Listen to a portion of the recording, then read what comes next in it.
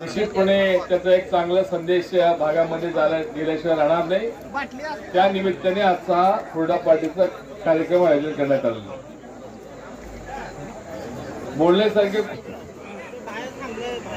ऐका जरा नीट ऐका, पदाधिकारी नीट ऐका, तुम्हाला बोलावं लागणार आहे। गावागावात जाऊन नुसतं पत्र घेतलं, गळ्यात हार घेतलं, साहेबांवर फोटो काढला तर होत नाही। गावागावात जाऊन लोकांना पटवून सांगावं लागणार आहे लोकांनी काय केलं आणि काय केलं नाही, काँग्रेसने काय केलं आणि काय करणार आहे। हे सगळं तुमचं पद, आता जे पद घेतले त्यांची जबाबदारी आहे। म्हणून मी मुद्दाम सांगतो, तुम्हाला माहिती असावं म्हणून। ह्या 14 गावाचा पाण्याचा प्रश्न नेहमी बघा, तुमच्या भागातले लोक फक्त विधानसभेची निवडणूक आली जवळ की उठतं, मग असं पाणी मिळतंय का? मी 1000 वेळा सांगितलंय भाषणामध्ये, पाणी असं मिळत नाही। पाण्यासाठी काय काय करावं लागतं 1000 वेळा भाषणात सांगितलं, त्याच्यात खोलात जात नाही मी। पण मागचं विधानसभा चालू असताना त्यावेळेचे देशाचे गृहमंत्री, आत्ताचे देशाचे गृहमंत्री, त्यावेळेचे राज्याचे मुख्यमंत्री, आत्ताचे राज्याचे उपमुख्यमंत्री यांनी काय सांगितलं? अरे बाबा ऐक ना जरा, नीट बघ। त्यावेळी देशाचे गृहमंत्री, त्यावेळेचे मुख्यमंत्री, आत्ताचे गृहमंत्री राज्याचे, त्यांनी सांगितलं तुम्ही भाजपला निवडून द्या, 3 महिन्यात पाणी आणून सोडतो म्हणले होते की नाही? त्याप्रमाणे तुम्ही मतदान केलं, पण नाही असं नाही, वाटतं सगळ्याला चला बाबा इतकं वर्ष प्रलंबित आहे, 3 महिन्यात पाणी येत असलं तर एखादा चेंज करून बघू। तुम्ही केला चेंज, 4.5 वर्ष झाले। इकडे उभारून त्यांनी लगेच तरी केलं का सांगा मला? तुमच्या 14 गावाकडे केलं का? मग तुम्हाला विचारायला लागणार आहे। मी मुद्दाम बोलतो तुम्हाला राग येण्यासाठी म्हणून बोलू नये, पण तुम्हाला कुठेतरी तुमचे आई वडील रोज मीठ घालतेच नाही, कुणाच ठाऊक तुम्हाला आई मी घरात स्वयंपाक करताना ते कुठेतरी जागा व्हावं म्हणून ते सांगतो मी तुम्हाला। राग यायला पाहिजे। आणि आता काल अक्कलकोटला सभा दिली, काय सांगितलं? देवगाव एक्सप्रेस कामाला 300 कोटी देतो म्हणून। पण देवगाव एक्सप्रेस कामं या राज्याचे त्यावेळी मुख्यमंत्री होते आदरणीय शिंदे साहेब, ते फाईल घेऊन आम्ही दोघच गेलो होतो, मी आणि चंदू घोडके, ते वारला बिचारा हडगीचा, दोघच होतो। साहेबाबरोबर अर्धा तास भांडण म्हणून त्या फाईलवर सही घेत होतो। साहेब म्हणलं त्या रे निधी द्यावा लागेल म्हणलं, साहेब तुमचं मतदारसंघ आहे, तुमचं माझाच मतदारसंघ आहे। त्यावेळी साहेब दक्षिणचे आमदार होते, साहेबांनी मंजूर केलं, मग टप्प्याटप्प्याने पैसे देत गेलं। आता हडगीपर्यंत त्याचा कालवा आलेला आहे, बरोबर आहे ना मला पाटील? 52 किलोमीटर ना, ते 61 किलोमीटर। आता पुढचं काम करायचंय ते, आणि काल सांगते त्यांनी आम्ही 300 कोटी देऊ। मग गेले 5 वर्षात तुमची सत्ता होती, आता तुमची सत्ता आहे, अगोदर काय दिलं नाही? त्याला दिलं नाही, ते आमच्या काँग्रेसचे शिंदे साहेबांनी मंजूर केलं होतं म्हणून तुम्हाला द्यायचं नव्हतं तर ठीक आहे। मग आता तुम्ही इथं सांगितलं होतं 3 महिन्यात पाणी आणून सोडतो म्हणून, मग ह्यासाठी काय केलं? 1 पैसा तर निधी जाहीर केला का? केलं का? मग कधी तुम्हाला येते की नाही जाग? त्याच कार्गो आहे, इथलं शेतकऱ्यांचा माल ते झाला असतं, इथलं तुमचं सकाळी काढलेलं माल संध्याकाळपर्यंत जगाच्या कानाकोपऱ्यात कुठं सुद्धा गेला असतं आणि त्याला भाव मिळाला असता चांगला। सोलापूर जिल्हा, गुलबर्गा जिल्हा, विजापूर जिल्हा, उस्मानाबाद जिल्हा, लातूर जिल्हा, एवढ्या जिल्ह्याला फायदा झाला असता। ते ह्या शेतकऱ्यांच्या तोंडात माती कालवली ह्या लोकांनी, हे जातं म्हणून ते करायचं। आणि तरी पण तुम्ही साथ देता त्याला का? अजब आहे। ते म्हणतात ना, दुनिया झुकती है झुकाने वाला चाहिए। तुम्ही झुकवला आला, त्यांनी झुकवलं आलंय।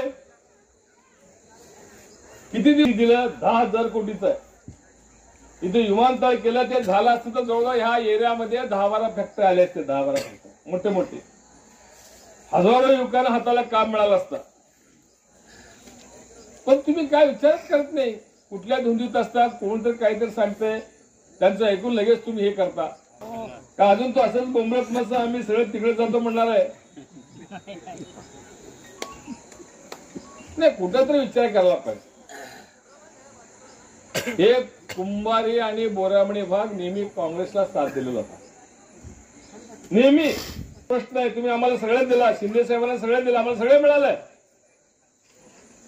आता तुमच्यासाठी काम करायचंय आम्हाला. ही भावी पिढी आहे, त्यांना काय लागणार आहे. कारण ते कळकळ्याने सांगितलं, ते तुम्ही कोणी ऐकलं नाही, गुंग होता. ते गाण्याच्या माध्यमातून काय असलं तरी सगळे वस्तुस्थिती सांगितलं. ते बाबासाहेब आंबेडकर लिहिलेली घटना रद्द करणार आहेत. त्यांच्या घटना तयार आहे. आता पुढे निवडणुका होतात की नाही शंका आहे. शेवटची निवडणूक आहे का असं वाटू लागलेले. पुढे जर या देशामध्ये, या राज्यामध्ये, ह्या भागामध्ये जर निवडणुका व्हायचं असेल तर ह्यांना पराभूत करावं लागणार आहे. खासदार तर ಹ್ಯಾಂಗ್ ಇತ್ತು, ದೇಶದ ऊर्जा ಮಂತ್ರಿ ಆದರು, ಗೃಹ ಮಂತ್ರಿ ಆದರು. ಗೃಹ ಮಂತ್ರಿಯಾಗಲೇ ಟಾಕಳಿಗ ಬೇಶಪತ್ ತಂದ್ರು. ಇದೆಲ್ಲ 11ಕ್ಕೆ ಯಶಸ್ವಿ ಅಂದ್ರೆ ಸಶಸ್ತ್ರ ಸೇನಾ ಬಲ್ ತಂದ್ರು. 40 ಎಕರೆ ಜಮೀನು ಖರೀದಿ ಮಾಡಿದ್ರು. ಅಲ್ಲಿ ಭೂಮಿ ಪೂಜನೆ ಮಾಡಿದೆವು.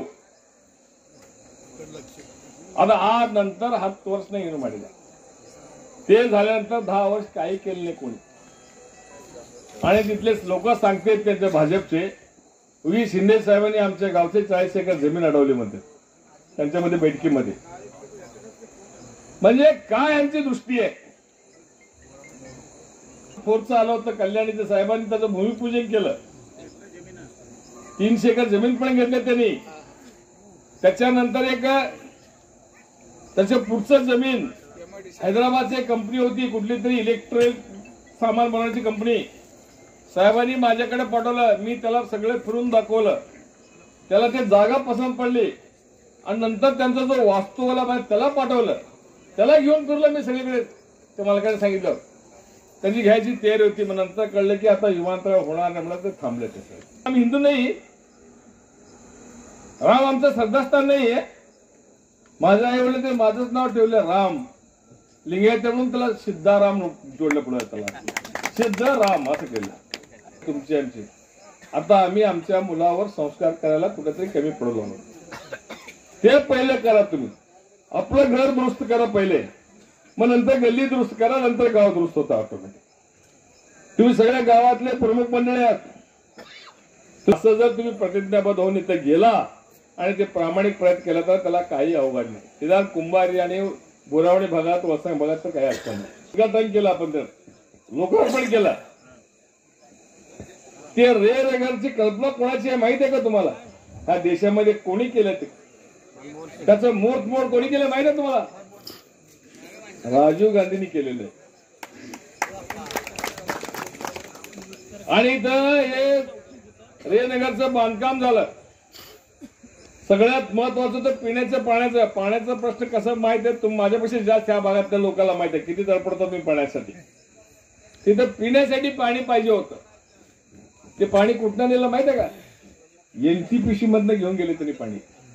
आणि ती एनटीपीसीला पाणी कोणी दिलं?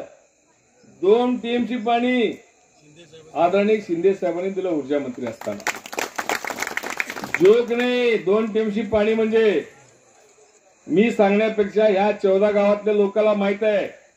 कारण ह्या 14 गावातल्या लोकांना फक्त 1 टीएमसी पाणी लागणार आहे. त्याचा हिशोब आहे माझ्याकडे सगळा. 1 टीएमसी पाणी मिळालं. आम्ही एवढं धरतो 14 गावचे लोक.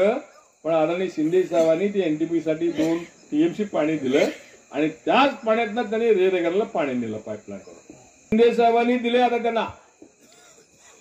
पण त्यांना उद्याच्या लोकसभेत तुम्हाला पाणी पाजायचं आहे. त्यांना पाजणार की नाही? त्यासाठी हे पाण्याचा विषय तुम्हाला सांगावा लागतो. फक्त तुम्ही मात्र निर्णय चुकू नका एवढंच तुम्हाला विनंती करायचंय. तेवढं उद्या होणाऱ्या लोकसभेच्या निवडणुकीसाठी आतापासूनच तुम्ही सज्ज राहा. आणि जे काही लोक येतील तुम्हाला त्या स्थळासाठी त्यांना विचारा. तुमचे गृहमंत्री तेव्हाचे आणि आत्ताचे, तुमचे मुख्यमंत्री तेव्हाचे आत्ताचे उपमुख्यमंत्री, त्यांनी आम्हाला शब्द दिला होता 3 महिन्यामध्ये पाणी आणून सोडतो म्हणून. तुमचं 3 महिना म्हणजे किती दिवसाचं असतंय, किती वर्षाचं असतंय 1 महिना, हे सगळं तुम्हाला विचारावं लागणार आहे. तरच मग ह्या भागातले सगळे तिथले माणसे जागृत आहेत किंवा नाही ते आम्हाला सर्व आपण एकत्रित होऊन जर काम केलं निश्चितपणे या 14 गावाला पाणी आल्याशिवाय राहणार नाही. त्यासाठी आपण सर्वजण कटिबद्ध होऊया. एवढंच बोलतो.